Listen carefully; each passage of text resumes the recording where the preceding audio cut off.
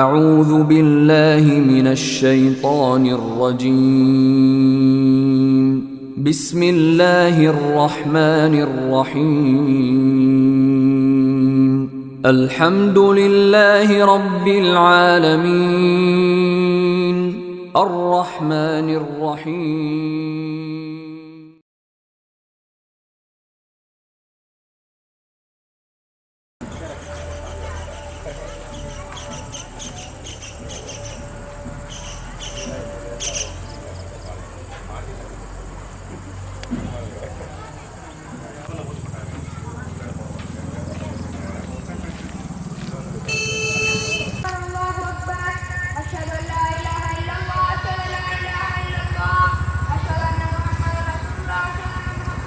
நிஸ்வான் மதர்சாவினுடைய பட்டமளிப்பு விழா நிகழ்ச்சியிலும் நாம் எல்லாம் கலந்து கொண்டிருக்கிறோம்.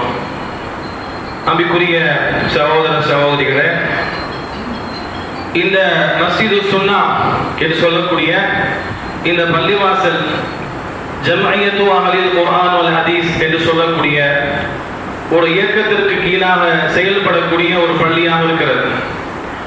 இந்த ஜம்இய்யத்து அஹ்லில் குர்ஆன் வல் ஹதீஸ் என்று சொல்லக்கூடிய இந்த ஜமாத் என்றால் என்ன? அதை இன்றைக்கு சுருக்கமாக ஜாக் என்று சொல்கிறார்கள். ஜாக் என்று சொல்லி முடித்து விடுகிறார்கள். அது என்னமோ ஒரு புதிதாக தோன்றிய ஒரு கொள்கை என்பதை போல, புதிதாக உருவாகிய ஜமாத் என்பதை போல மக்களுக்கு மத்தியிலே ஒரு பரவலான ஒரு பேச்சு இருந்து கொண்டிருக்கிறது. இந்த சமயத்துல முதலாவது ஜமாத் என்றால் என்ன, இந்த ஜாக் என்றால் என்ன என்பதை பற்றி சுருக்கமாக சொல்வது எங்களுடைய கடமையாக இருக்கிறது. ஜம்இய்யத்து அஹ்லில் குர்ஆன் வல் ஹதீஸ் என்கிற அந்த முழுமையான பெயர் தான் சுருக்கமாக ஆங்கிலத்திலே ஜாக் என்று சொல்லப்படுகிறது. இதற்கு அர்த்தம் என்னவென்று சொன்னால், குர்ஆன் ஹதீஸை சார்ந்தவர்கள் என்பதுதான் அர்த்தம். வேறு புதிய ஒரு அர்த்தம் கிடையாது, புதிய ஒரு கொள்கை கிடையாது. குர்ஆன் மற்றும் ஹதீஸை சார்ந்தவர்கள். ஜம்இய்யத்து என்று சொன்னால் கூட்டமைப்பு, அஹ்ல் என்று சொன்னால் சார்ந்தவர்கள். அல் குர்ஆன் வல் ஹதீஸ், குர்ஆன் மற்றும் ஹதீஸை சார்ந்தவர்கள், அதை தழுவிய ஒரு கூட்டத்தார்கள் என்கிற ஒரு பெயர் தான் இந்த ஜம்இய்யத்து அஹ்லில் குர்ஆன் வல் ஹதீஸ் என்கிற இந்த ஜமாத்திற்கு உண்டான பெயருக்கான அர்த்தம். அப்ப குர்ஆன் ஹதீஸ் மட்டும்தான் மார்க்கத்தினுடைய மூலாதாரம். நாம் எந்த ஒரு அமல் செய்தாலும் குர்ஆன் மற்றும் ஹதீஸின் வழியில் தான் அமல் செய்ய வேண்டும். அதுதான் அடிப்படை என்கிற தத்துவத்தை முன்னிறுத்தித்தான் தமிழகத்திலே கிட்டத்தட்ட 40 வருடத்திற்கும் நெருக்கமாக இந்த ஜமாத் ஆரம்பிக்கப்பட்டிருக்கிறது. அன்பார்ந்தவர்களே, குர்ஆன் ஹதீஸ் என்று எதற்காக நாம் சொல்ல வேண்டும், அதற்கான அவசியம் என்ன, கட்டாயம் என்ன என்று நாம் பார்க்கும் பொழுது, கிட்டத்தட்ட 40 வருடத்திற்கு முன்பதாக இந்த தமிழகத்திலே முஸ்லிம்கள் என்று சொல்லக்கூடிய மக்கள் அல்லாஹ் ரசூல் சொன்ன குர்ஆன் மற்றும் ஹதீஸ் சொன்ன அந்த சட்டங்களுக்கு, கொள்கைகளுக்கு மாற்றமாக முஸ்லிம்கள் மார்க்கத்தை மாற்றி வைத்திருந்தார்கள். அவர்களுக்கு கண்டதெல்லாம், எதையெல்லாம் அவர்கள் மார்க்கமாக நினைப்பார்களோ அதையெல்லாம் அவர்கள் மார்க்கமாக செய்து கொண்டிருந்த காலம் அந்த காலம். மாற்று மத நண்பர்களை பார்த்து, மாற்று மதத்தவர்களை பார்த்து அவர்கள் எப்படிப்பட்ட கலாச்சாரங்களை தங்களுடைய வாழ்க்கையிலே பின்பற்றுகிறார்களோ அதே போல முஸ்லிம் என்று பெயர் வைத்துக் கொண்டு பெயர் மாத்திரம் மாற்றிக்கொண்டு மாற்றார்களுடைய கலாச்சாரத்தை பின்பற்றக்கூடிய, மூட பழக்க வழக்கங்களை சர்வ சாதாரணமாக பின்பற்றக்கூடிய முஸ்லிம்களாக இருந்தார்கள்.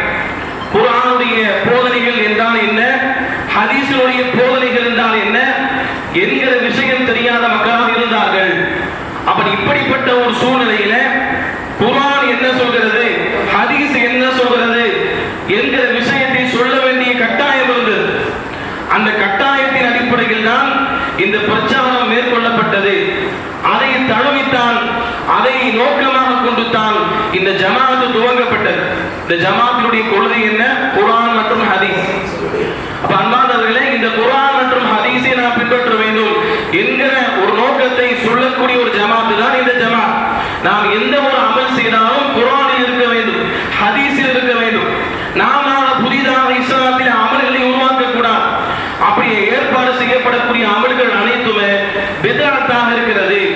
அந்த பித்அத்துகள் மிகப்பெரிய மிகப்பெரிய மோசமான பாவம். அல்லாஹ்வுடைய தூதர் ஸல்லல்லாஹு அலைஹி வஸல்லம் சொன்னார்கள், குல்லு பித்அத்தின் ضلالة وكل ضلالة في النار.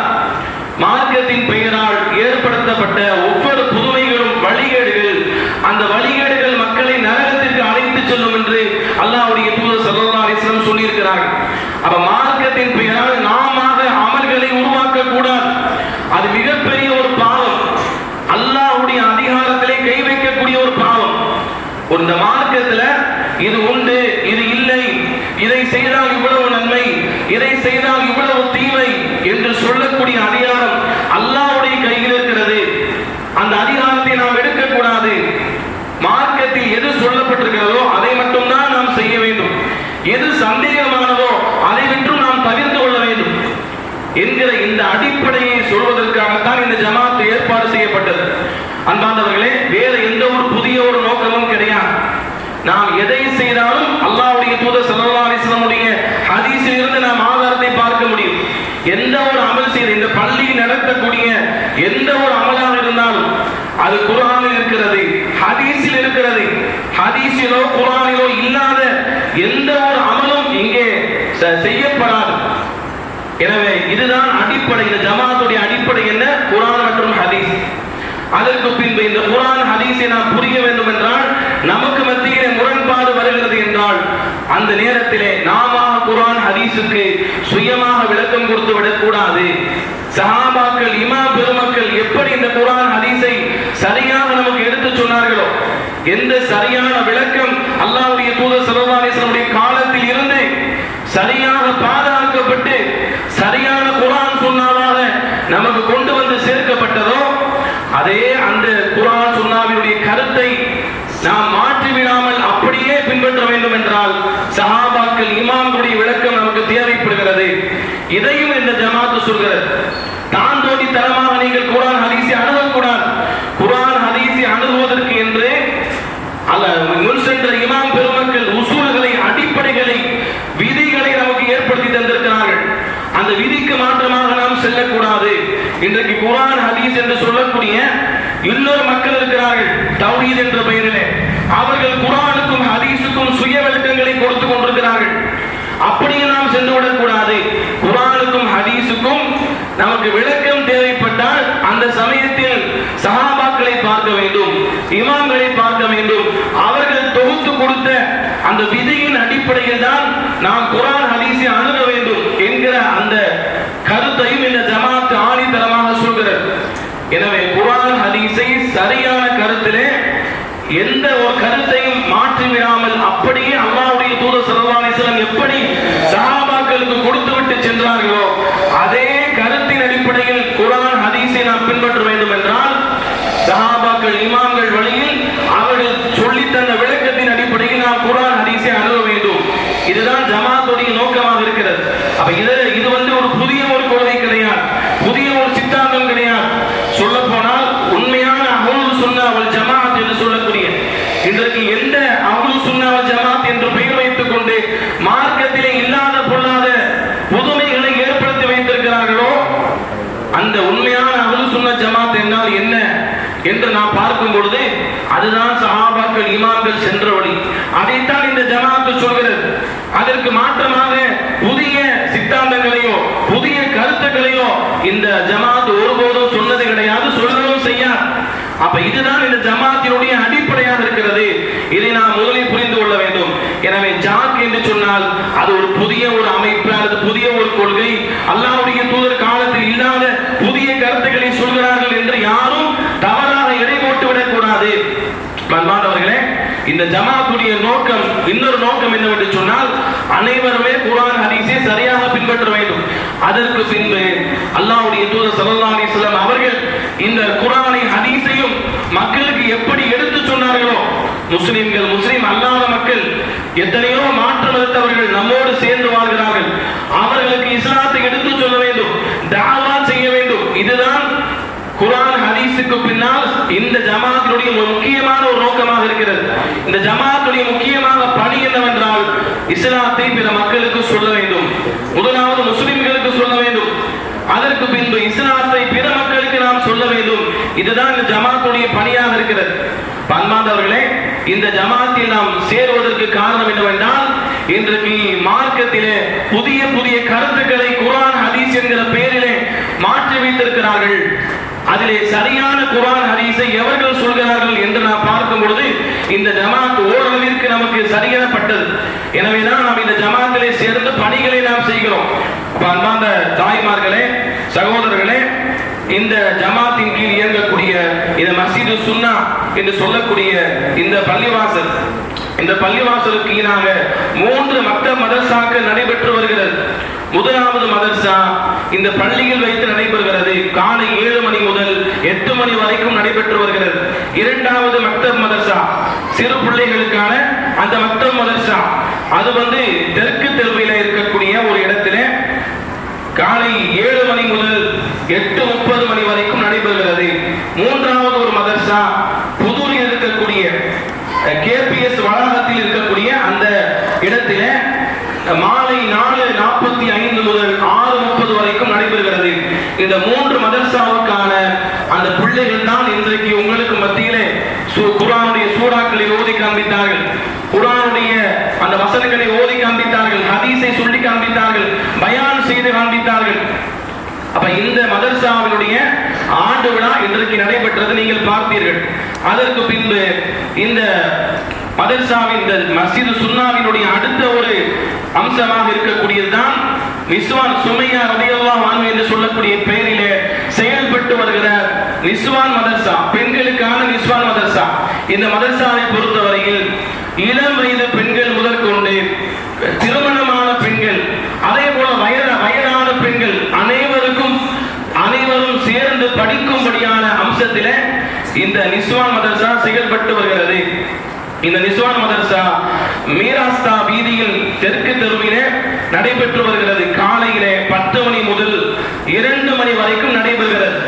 பெண்களுக்கு தேவையான அடிப்படையான இஸ்லாமிய கொள்கை, பெண்களுக்கு தேவையான அடிப்படையான இஸ்லாமிய சட்டங்கள், அதே போல துஆக்கள், ஹதீஸ்களை மனனம் செய்வது, குர்ஆனுடைய ஜுஸுக்களை மனனம் செய்வது, அரபி இலக்கணம், நபிமார்கள் சஹாபாக்களுடைய வரலாறுகள், அது மாத்திரமல்ல பாடம் நடத்தக்கூடிய அளவிற்கு பயிற்சி அளிக்கப்படுகிறது, பயான் பேசக்கூடிய அளவிற்கு பயிற்சி அளிக்கப்படுகிறது. இந்த நிஸ்வான் மதர்சாவினுடைய இந்த பாடத்திட்டத்திலே அல்லாஹ்வுடைய கிருபையினால் 1 வருட பாடத்திட்டம் நாங்கள் ஏற்பாடு செய்து இந்த வருடத்திலே 2 மாணவிகள் முடித்திருக்கிறார்கள். இன்ஷா அல்லாஹ் அடுத்த வருடத்தில் இருந்து 2 வருட பாடத்திட்டம் இந்த மதர்சாவின் சார்பாக ஏற்பாடு செய்ய இருக்கிறது. இதனுடைய சிறப்பம்சங்கள் என்னவென்று சொன்னால், இதற்கு வயது வரம்பு கிடையாது. இளம் பெண்கள் வரலாம், திருமணம் முடித்த பெண்கள் வரலாம், வயதான பெண்கள் வரலாம். அதாவது 1 மணி நேரம் அல்லது 2 மணி நேரம் என்று அவர்களுக்கு எது சாத்தியப்படுமோ அந்த வகுப்புகளில் மட்டும் கலந்து கொண்டும் அவர்கள் மதர்சாவினுடைய பாடத்திட்டங்களை படித்துக் கொள்ளலாம்.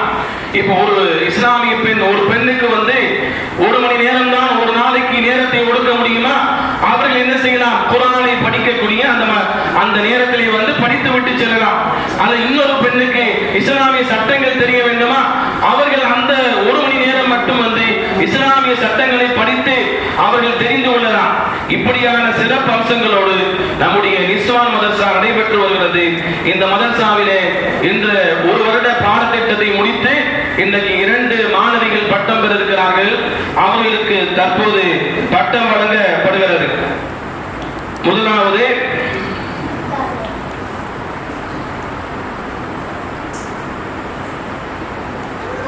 இந்த பட்டம் கொடுப்பதற்கு தயாராக ஆகிக்கொள்ளுங்க.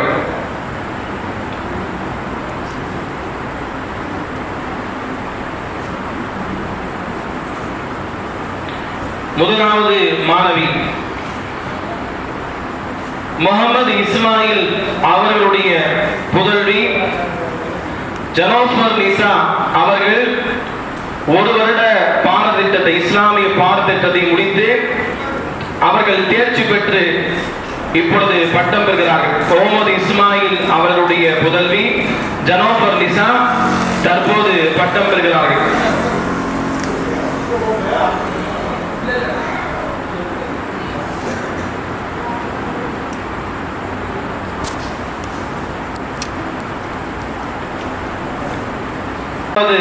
மாணவி ஷேக் முகமது அவர்களுடைய புதல்வி ஆஷிகா அவர்கள் பட்டம் பெறுகிறார்கள்.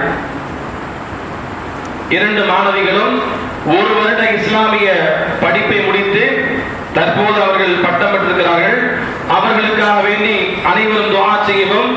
இதே போல அடுத்த வருடம் நடைபெற இருக்கக்கூடிய 2 வருட பெண்கள் ஆலிமா அந்த பாடத்திட்டத்திலும் முடியுமானவர்கள் அனைவருமே முடியுமான பெண்கள் முழுமையாகவோ அல்லது உங்களுக்கு எது தோதுப்படுமோ அந்த நேரத்திலே வந்து கட்டாயமாக மார்க்கத்தினுடைய கல்வியை நீங்கள் கற்றுக்கொள்ள வேண்டும். இது இந்த காலத்தினுடைய கட்டாயமாக இருக்கிறது. இஸ்லாமிய கல்வி குறிப்பாக பெண்களுக்கு வேண்டும். பெண்கள் தான் குழந்தைகளை வழிநடத்தக்கூடிய இடத்தில் இருக்கிறார்கள். தாயினுடைய மடிதான் பிள்ளைக்கான முதலாவது பள்ளிக்கூடம். அல்லாஹ்வுடைய தூதர் ஸல்லல்லாஹு அலைஹி வஸல்லம் சொன்னார்கள், குல்லுக்கும் ராயின் வ குல்லுக்கும் மஸ்ஊலன் அன் ரஅயத்திஹி. நீங்கள் ஒவ்வொருவருமே பொறுப்புதாரிகள். உங்களுடைய பொறுப்பை குறித்து மறுமையிலே தீர விசாரிக்கப்படுவீர்கள் என்று சொன்னார்கள். சொல்லிவிட்டு சொன்னார்கள், அல் மர்அத்து ராயியத்துன் அலா பைத்தி ஸௌஜிஹா வ வலதிஹி. ஒரு பெண் அவள் தன்னுடைய கணவனுடைய குடும்பத்துக்கும் கணவனுடைய பிள்ளைகளுக்கும் பொறுப்புதாரி என்று அல்லாஹ்வுடைய தூதர் ஸல்லல்லாஹு அலைஹி வஸல்லம் அவர்கள் சொல்லி தந்தார். அப்ப அந்த அடிப்படையில ஒரு பெண் தான் குழந்தைகளை வளர்க்கக்கூடிய பொறுப்பில் அதிகமாக பங்காற்றக்கூடியவர்கள். ஆண்கள் வெளியே செல்லக்கூடியவர்கள், அவர்களுக்கு குழந்தைகளை சரியாக கண்காணிக்க முடியாது. பெண்கள் தான் வீட்டில் இருந்து பெண்களுக்கான பிள்ளைகளுக்கான அனைத்து ஒழுக்கங்களையும் சொல்லித் தரக்கூடியவர்கள். அப்ப இஸ்லாமிய தாய்மார்களாக இருக்கக்கூடிய நீங்கள் எந்த அளவிற்கு மார்க்க பற்றோடு மார்க்க தெளிவோடு நீங்கள் இருப்பீர்களோ அந்த அளவிற்கு உடைய பிள்ளையுடைய வாழ்க்கையில் அதை நாம் பார்க்க முடியும்.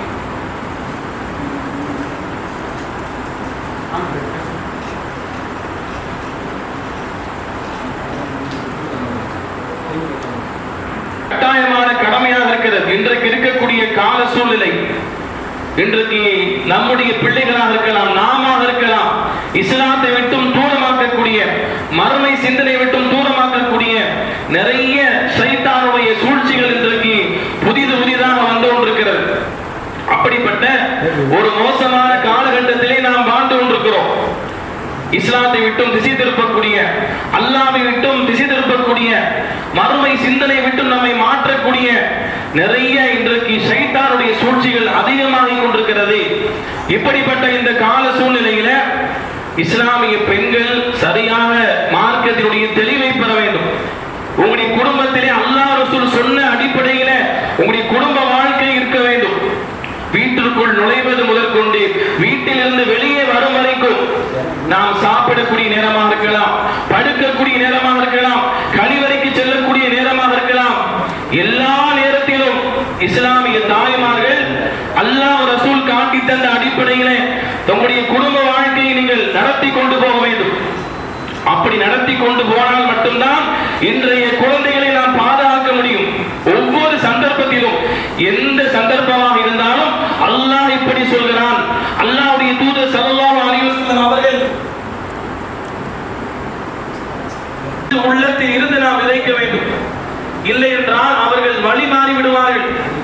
அவர்கள் மார்க்கத்தை விட்டு வெளியே சென்று விடுவார்கள். மார்க்கத்திற்கு அல்லாஹ் ரசூலுக்கு மாற்றமான வழியிலே சென்று விடுவார்கள். அது மாத்திரமல்ல, பெற்ற தாய் தந்தைமார்களையும் தூக்கி எறிந்துவிட்டு சென்று விடுவார்கள். அப்ப ஒரு குழந்தை சரியான குழந்தையாக வாழ வேண்டுமா, மறுமைக்கும் இன்மைக்கும் பயன் தரக்கூடிய குழந்தையாக இருக்க வேண்டுமா, அந்த குழந்தைக்கு நம்முடைய குழந்தையுடைய ஆரம்ப வயதில் இருந்து அல்லாஹ் ரசூலுடைய குர்ஆனுடைய போதனைகள், ஹதீஸுடைய ஒழுக்கங்கள் அவர்களுக்கு சொல்லித்தரப்பட வேண்டும். அப்ப இந்த அடிப்படையில் நம்முடைய குழந்தைகளை நாம் வளர்த்தால் மட்டும்தான் இன்றைக்கு இருக்கக்கூடிய இந்த கால சூழ்நிலையில நம்முடைய குழந்தைகளை நாம் பாதுகாக்க முடியும். எனவே இவ்வளவு பெரிய ஒரு பொறுப்பு இந்த பெற்றோர்களாகிய உங்களுக்கு இருக்கிறது, தாய்மார்களுக்கு இருக்கிறது. எனவே உங்களுடைய பொறுப்பை நீங்கள் உணர்ந்து கொண்டு நீங்கள் முதலாவது இஸ்லாமிய கொள்கையை படிக்க வேண்டும்.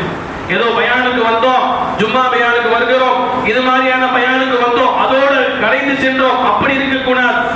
முறையாக அமர்ந்து அல்லாஹ்வில் இருந்து துவங்கி மறுமை வரைக்கும் இன்னும் இஸ்லாமியுடைய அடிப்படை கொள்கைகள் எதுவெல்லாம் இருக்கிறதோ அதையெல்லாம் நீங்கள் கற்றுக்கொள்ள வேண்டும்.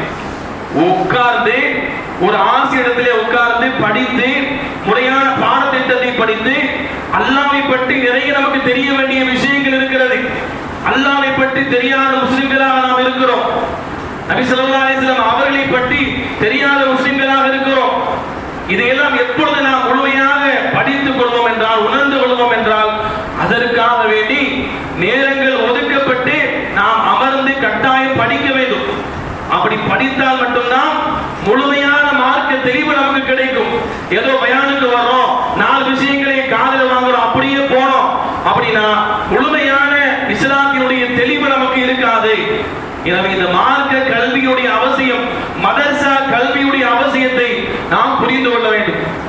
வரக்கூடிய காலங்களிலே அனைத்து தாய்மார்களும் உங்களுக்கு எவ்வளவு நேரம் முடியுமோ அந்த நேரங்களை இன்ஷா அல்லாஹ் ஒரு நாளைக்கு 1 மணி நேரம், எவ்வளவு நேரங்கள் சீரியல் நம்ம கழிக்கிறோம், நாடகங்கள் பார்ப்பதில் கழிக்கிறோம், தொலைக்காட்சி பெட்டிக்கு மத்தியில் உட்கார்ந்து கொண்டு எவ்வளவு நேரங்களை கழிக்கிறோமா இல்லையா? அதையெல்லாம் நீங்கள் விட்டு விடுங்கள். நீங்கள் உங்களுடைய குழந்தைகளுக்கு உங்களை அறியாமல் ஆபாசத்தை நீங்கள் புகுத்திக் கொண்டுள்ளீர்கள். யாராவது தாய்மார்கள் வீட்டில் உட்கார்ந்து குழந்தைக்கு மத்தியில குழந்தையும் நீங்களும் உட்கார்ந்து டிவியை பார்த்தால் நீங்கள் உங்களை அறியாமல் உங்களுடைய பிள்ளையுடைய உள்ளத்திலே ஆபாசத்தை நீங்கள் ஊட்டுகிறீர்கள். அதுதான் அர்த்தம். பின்னால பிள்ளை வழி தவறி சென்றதற்கு பின்பு புலம்பி எந்த ஒரு பயனும் கிடையாது. எனவே அதையெல்லாம் விட்டு ஒழித்து விட்டு எல்லா சூழ்நிலையிலும் இஸ்லாத்துடைய கல்வியை முடிந்த வரைக்கும் நீங்கள் கற்றுக் கொடுங்கள். முதலாவது நீங்கள் கற்றுக்கொள்ளுங்கள். வரக்கூடிய இன்ஷா அல்லாஹ் அடுத்த கல்வி ஆண்டிலே முடியுமான பெண்கள் கலந்து கொண்டு நீங்கள் அனைவருமே இஸ்லாத்தினுடைய கல்வியை கற்றுக்கொள்ள வேண்டும். பெண்களுக்கு முழுமையாக இஸ்லாமை சேர வேண்டும் என்றால் அது பெண்களை கொண்டுதான் சாத்தியப்படும். ஆண்களால எல்லா சமயத்திலும் எல்லா விஷயத்தையும் விலக்கிவிட முடியாது. பெண்களோடு இருக்கக்கூடிய பெண்களுக்கு தான் முழுமையாக அவர்களுக்கு சொல்லப்படக்கூடிய அனைத்தையும் போய் சேர்க்க முடியும். எனவே இந்த காலத்தினுடைய கட்டாயத்தை மனதிலே கொண்டு அனைவருமே மார்க்க கல்வியை சரியாக கற்றுக்கொள்ள வேண்டும். அல்லாஹ் ரப்பல் ஆலமீன் மார்க்க கல்வியை சரியாக கற்று நம்முடைய வாழ்க்கையை பின்பற்றி அதை பிற மக்களுக்கு சொல்லக்கூடிய நன்மக்களாகுவதற்கு அருள் புரிவானாக. ஆமீன் யா ரப்பல் ஆலமீன். அந்த தாய்மார்களே, அடுத்ததாக ரமலான் வரவேற்பு நிகழ்ச்சி என்கிற பெயரில் டாக்டர் MM அப்துல் காதர் உமரி அவர்கள் வருகை தந்திருக்கிறார்கள். இவர்கள் சித்தா மருத்துவராக இருக்கிறார்கள். அதையும் தாண்டி குர்ஆனுடைய எழுத்து பணிகளை அவர்கள் திறம்பட செய்து கொண்டிருக்கிறார்கள். இந்த குர்ஆன் கொண்டு வந்து வச்சிருக்கிறாங்க, அதை எடுத்து பாருங்க. முன்னால் இருக்கக்கூடிய பழைய குர்ஆன் அந்த எழுத்துக்கள் எல்லாம் கொஞ்சம் கோணலாக இருக்கும். அதையெல்லாம் செம்மைப்படுத்தி புதிய எழுத்து நடையிலே அனைவரும் குர்ஆனை இலகுவாக வாசிக்கக்கூடிய அளவிற்கு குர்ஆனுடைய ஒவ்வொரு எழுத்தையும் அப்படியே செம்மைப்படுத்தி ஒரே நேர்கோட்டிலே அவர்கள் அதை உருவாக்கி இருக்கிறார்கள். அது மாத்திரமல்ல, அதையும் தாண்டி அவர்கள் குர்ஆனுடைய மொழிபெயர்ப்பிலே முழுமையாக ஈடுபட்டு குர்ஆன் தர்ஜுமா அவர்கள் மூலமாக இந்த தமிழ் உலகத்திற்கு வெளிவந்திருக்கிறது. அதே போல ஹதீஸ் கிதாபாகிய புலூகுல் மராம் என்று சொல்லக்கூடிய முக்கியமான ஒரு ஹதீஸ் கிதாப், அந்த ஹதீஸ் கிதாபும் இவர்கள் மூலமாக தமிழாக்கம் செய்யப்பட்டு வந்திருக்கிறது. இன்னும் நிறைய பணிகளை அவர்கள் செய்து கொண்டிருக்கிறார்கள். அவர்கள் உங்களுக்கு மத்தியிலே ரமலானை வரவேற்போம் என்கிற அந்த தலைப்பின்களே சிறப்புரையாற்றுவார்கள்.